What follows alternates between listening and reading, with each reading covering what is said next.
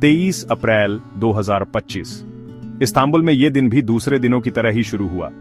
शहर की रौनक भरी गलियां जिंदगी से भरपूर आने वाली आफत से बेखबर। अचानक जमीन कांपने लगी।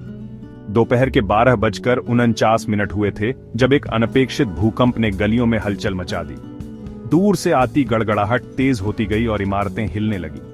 भ्रम की स्थिति दहशत में बदल गई। लोग इमारतों से बाहर भागने लगे। उनके चेहरों पर डर और अनिश्चितता साफ दिख रही थी। भूकंप का केंद्र इस्तांबुल से 80 किलोमीटर पश्चिम में सिलिवरी के पास मरमारा सागर में था। 6.2 तीव्रता का भूकंप 694 किलोमीटर की गहराई पर। भूकंप सिर्फ 13 सेकंड तक चला, लेकिन इसका असर बहुत दूर तक पहुंचा। भूकंप के तुरंत बाद समाचार संवाददाता घटनास्थल पर पहुंच गए। आपातकालीन प्रतिक्रिया दल भेजे गए जो नुकसान का आकलन कर रहे थे और जरूरतमंदों की मदद कर रहे थे। अधिकारियों ने तेजी से प्रतिक्रिया दी। राष्ट्रपति रेचेप तैयप एर्दोगन खुद स्थिति पर नजर रख रहे थे। इस अफरा तफरी के बावजूद ज्यादातर बुनियादी ढांचा सही सलामत रहा।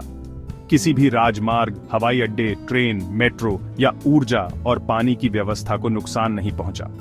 हालांकि 51 लोग घायल हुए, ज्यादातर लोग दहशत में इमारतों से कूदने की वजह से। गौर करने वाली बात यह है कि कोई गंभीर रूप से घायल नहीं हुआ और कोई भी रिहायशी इमारत नहीं गिरी। इन मुश्किल घड़ियों में समुदाय के लोगों ने एक दूसरे की मदद की। अनिश्चितता के बीच एक दूसरे को सहारा और दिलासा दिया। एहतियात के तौर पर स्कूल और यूनिवर्सिटी 2 दिनों के लिए बंद कर दिए गए। दर्जनों झटके आए, कुछ तो 5 तीव्रता के भी थे, जिससे लोगों की बेचैनी बढ़ गई, लेकिन इस्तांबुल के लोगों का हौसला नहीं टूटा। प्रोफेसर डॉक्टर हसन सोजबिलिर जैसे विशेषज्ञों ने बताया कि उत्तरी अनातोलियन फॉल्ट पर आए इस भूकंप ने शायद एक बड़ी आपदा को टाल दिया। फिर भी भविष्य में आने वाले भूकंपों का खतरा बना हुआ है। ऐतिहासिक संदर्भ स्थिति को और भी गंभीर बना देते हैं। 1999 का कोकेली भूकंप और फरवरी 2030 का विनाशकारी भूकंप इस क्षेत्र की संवेदनशीलता की कठोर याद दिलाते हैं। इस्तांबुल में भविष्य में 7.5 तीव्रता के भूकंप का खतरा मंडरा रहा है, जिसके विनाशकारी परिणाम हो सकते हैं। लेकिन आज इस्तांबुल एकजुट है। शहर फिर से उभर रहा है। पुनर्निर्माण के प्रयास और सामुदायिक सहयोग से रिकवरी का रास्ता साफ हो रहा है।